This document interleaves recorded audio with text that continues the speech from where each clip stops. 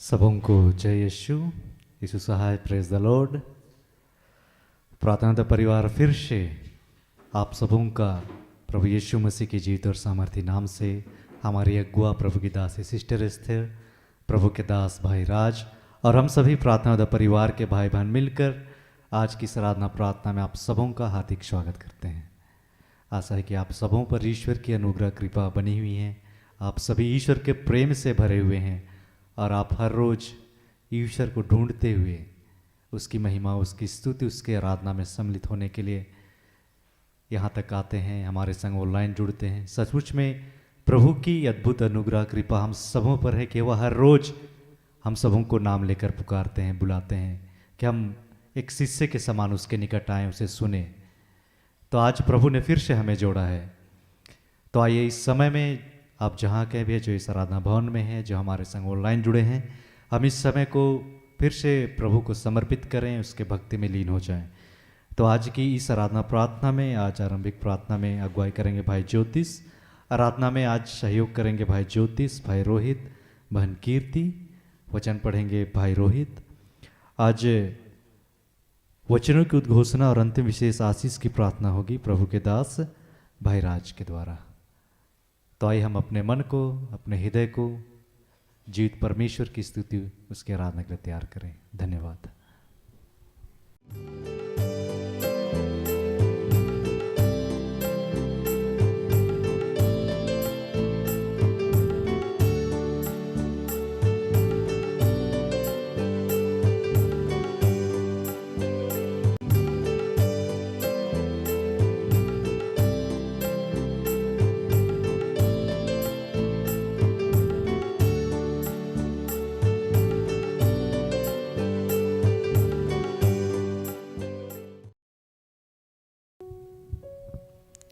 आइए हम लोग प्रार्थना करेंगे, अपनी आँखों को बंद रखेंगे और इस वक्त अपने हाथों को खुला छोड़ेंगे और परमेश्वर पिता का धन्यवाद करेंगे एक एक पल के लिए। जब से आप इस दुनिया में आए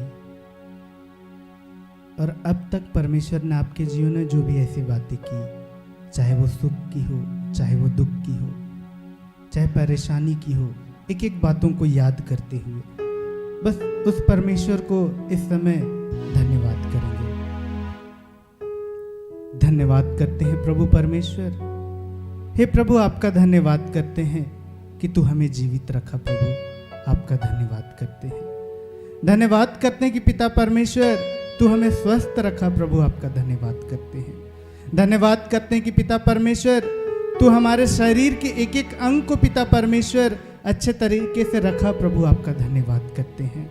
धन्यवाद करते हैं कि पिता परमेश्वर हम आपको जान पाते हैं। प्रभु परमेश्वर आपके पास बैठ पाते हैं। प्रभु परमेश्वर आपका धन्यवाद करते हैं। धन्यवाद करते हैं प्रभु परमेश्वर हमारे जीवन में बेरोजगारी के लिए पिता परमेश्वर, आर्थिक तंगी के लिए आपका धन्यवाद करते हैं प्रभु परमेश्वर। धन्यवाद करते पिता परमेश्वर हमारे जीवन में गरीबी के लिए पिता आपका धन्यवाद करते हैं। धन्यवाद करते हैं पिता परमेश्वर जब हम दुखों में पड़े, तकलीफों में पड़े, बीमारियों में पड़े, प्रभु परमेश्वर उस पल के लिए आपका धन्यवाद करते हैं। धन्यवाद करते हैं हमारे परिवार में जितने लोग पिता परमेश्वर इस दुनिया को छोड़कर चले गए, पिता परमेश्वर हर एक उन लोगों के लिए आपका धन्यवाद करते हैं। धन्यवाद करते हैं पिता परमेश्वर हमारे जीवन में जितने लोग आए थे पिता, हमें दुख दिए, पिता परमेश्वर उन लोगों के लिए धन्यवाद करते हैं। धन्यवाद करते हैं प्रभु परमेश्वर की इस वक्त तू पिता परमेश्वर हमें सुन रहा, हमें देख रहा, पिता परमेश्वर हमें निहार रहा। प्रभु आपका धन्यवाद करते हैं। धन्यवाद करते हैं कि पिता परमेश्वर तू हमें ये मुख दिया और हम तेरी स्तुति, तेरी आराधना कर पाते हैं। प्रभु आपका धन्यवाद करते हैं। हे पिता परमेश्वर धन्यवाद करते हैं कि पिता परमेश्वर तू हमारे परिवार के एक एक सदस्यों को पिता संभालता है। पिता परमेश्वर आपका धन्यवाद करते हैं। धन्यवाद करते हैं प्रभु परमेश्वर कि तू हमें पिता परमेश्वर खाने को भोजन देता है। प्रभु परमेश्वर आपका धन्यवाद करते हैं। धन्यवाद करते हैं प्रभु परमेश्वर तू हमें रहने को छत दिया है। प्रभु परमेश्वर आपका धन्यवाद करते हैं। धन्यवाद करते हैं पिता परमेश्वर तू हमें सोने के लिए कमरे को दिया है। पिता परमेश्वर आपका आपका धन्यवाद करते हैं। धन्यवाद करते हैं पिता परमेश्वर, जब ये गर्मी आ रहा पिता परमेश्वर, तू हमारे जीवन में पिता हर एक उन आशीषों को दिया है प्रभु, आपका धन्यवाद करते हैं। हे पिता परमेश्वर, हर एक बातों के लिए धन्यवाद करते हैं पिता परमेश्वर, चाहे वो सुख हो, दुख हो, तकलीफ हो, परेशानी हो पिता परमेश्वर, एक एक बातों के लिए पिता परमेश्वर आपका धन्यवाद करते हैं। और पिता परमेश्वर, इस आराधना को पिता परमेश्वर आपके हाथों में समर्पित करते हैं पिता, और हर प्रार्थना को प्रभु यीशु के नाम से मांगते हैं। या सुनिए और अनुग्रह से ग्रहण कीजिए।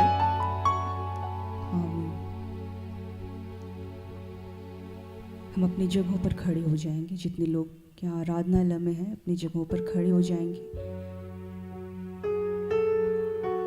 इस वक्त हम प्रभु की स्तुति करने जा रहे हैं, उनकी आराधना करने जा रहे हैं। हम अपने मन हृदय को तैयार करें, हम अपनी आंखों को बंद करें, अपने हाथों को खुला छोड़ें। और ईश्वर ने जब इस समय को हमें दिया है, इस बहुमूल्य वक्त को हमें दिया है, तो हम अपना पूरा हृदय ईश्वर की ओर लगाएं। आज ईश्वर से कहें कि हे ईश्वर, हमारे मन को, हमारे हृदय को स्थिर कर, हमें स्थिर कर, ताकि हम पूरी स्थिरता के साथ, पूरी दृढ़ता के साथ आपके मार्ग में चल सकें। आज हम प्रार्थना करें इस बात के लिए। आइए हम आराधना में आगे बढ़ेंगे।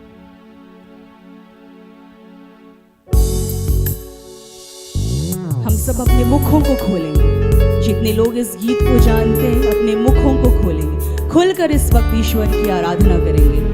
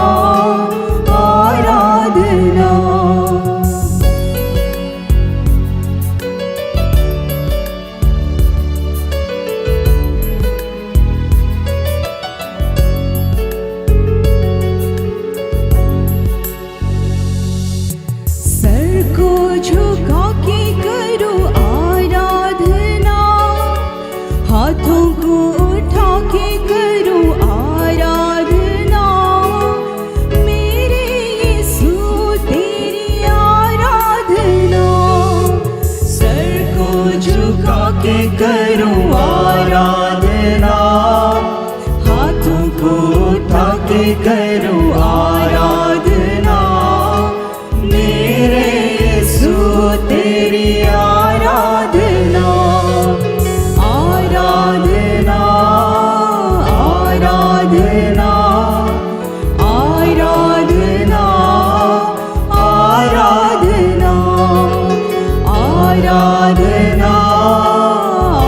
आराधना आराधना आराधना।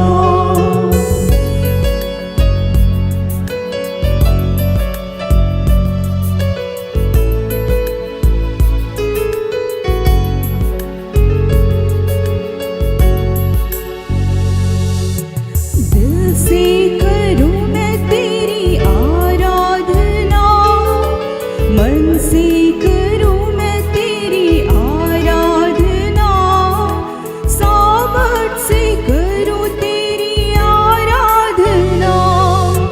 दिल से करूं मैं तेरी आराधना, मन से करूं मैं तेरी आराधना, सामर्थ से करूं तेरी आराधना।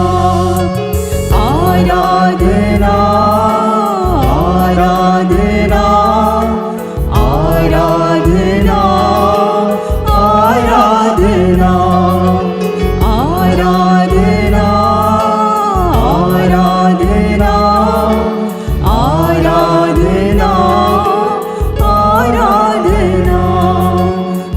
आराधना आराधना।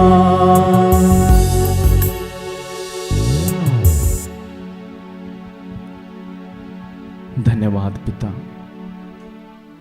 धन्यवाद प्रभु यीशु, धन्यवाद पवित्र आत्मा। प्रभु आपकी स्तुति हो, आपकी महिमा हो। सारे लोग आंखों को खोलेंगे, बोलिए हल्लेलुया। बोलिए ना हाथों को हिलाते हुए मुस्कुराते हुए हल्लेलुया हल्लेलुया। आइए इस घड़ी हम और एक गीत के द्वारा इस घड़ी प्रभु को हम महिमा देंगे और सचमुच में हम उसका इस घड़ी गुणनवाद करेंगे अपने ऊंचे स्वर से, क्योंकि यह समय उस जीवित ईश्वर को, वो प्रभु यीशु को धन्यवाद देने का समय है। और इस समय हम महाउपवास काल में हैं, चालीसा के काल में हैं, तो हमें उनके किए गए हमारे लिए एक एक कार्यों को याद करके हमें धन्यवाद देना चाहिए, क्योंकि यीशु ने हमें एक जीने का नया रास्ता दिखाया है। और सचमुच में उस यीशु ने हमसे इतना प्यार किया कि उसने हमारे लिए कोड़े खाए कि हम शिफा को पाए, चंगाई को पाएं। तो इस घड़ी हमारे गीत का ही शब्द ऐसा है, जीने का नया रास्ता दे गया, कोड़े खा के हमको शिफा दे गया। तो आइए इस गीत के माध्यम से हम उस जीवित ईश्वर की इस घड़ी हम ताली बजाते हुए, झूमते हुए हम इस घड़ी महिमा करेंगे।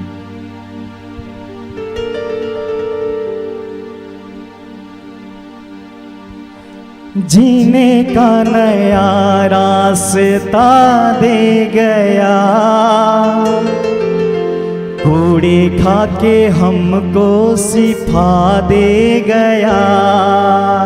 गाइए ना साथ में। जीने का नया रास्ता दे गया, कोड़े खा के हमको शिफा दे गया। Hallelujah hallelujah hallelujah hallelujah hallelujah hallelujah hallelujah hallelujah. आइए हम साथ मिलकर उस जीवित ईश्वर की महिमा करें। हम ताली बजाएंगे, हम झूमते हुए उस प्रभु की इस घड़ी महिमा करेंगे।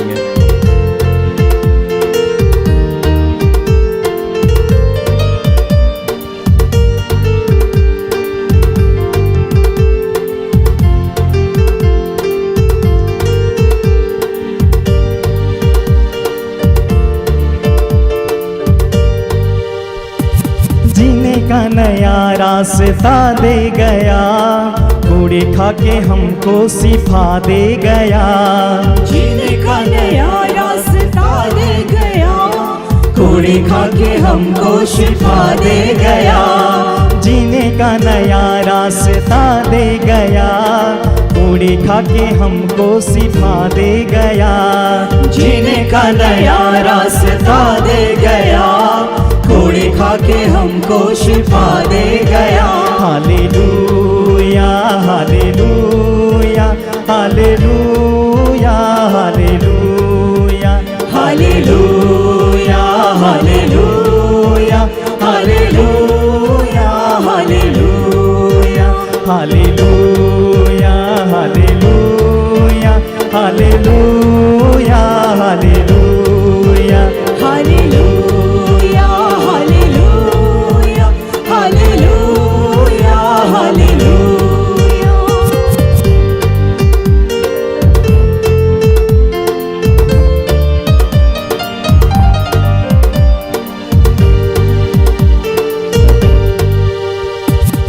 दुखों का प्याला वो हमारे लिए पी गया, तेरे लिए मेरे लिए कैसे कैसे जी गया, कैसे कैसे जी गया।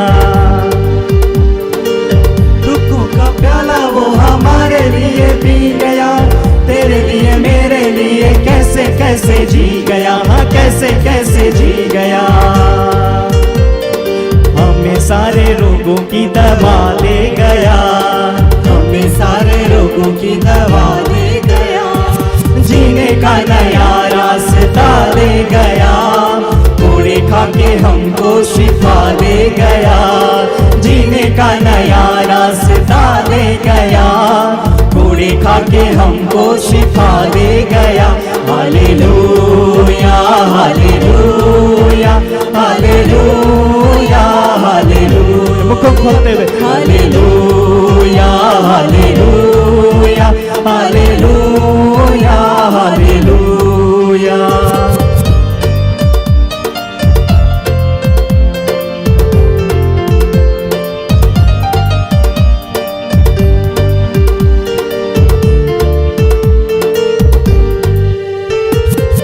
जो उसे मारते थे उसको सताते थे, मुंह पे भी थूकते थे, सूली पे चढ़ाते थे, सूली पे चढ़ाते थे। जो उसे मारते थे उसको सताते थे, मुंह पे भी थूकते थे, सूली पे चढ़ाते थे, सूली पे चढ़ाते थे। उनको भी देखो वो दुआ दे गया, उनको भी देखो वो दुआ दे गया, जीने का नया रास्ता दे गया, पूड़ी खा के हमको शिफा दे गया। ऊंचे स्वर से जीने का नया रास्ता दे गया, पूड़ी खा के हमको शिफा दे गया। Hallelujah hallelujah hallelujah hallelujah hallelujah hallelujah hallelujah hallelujah.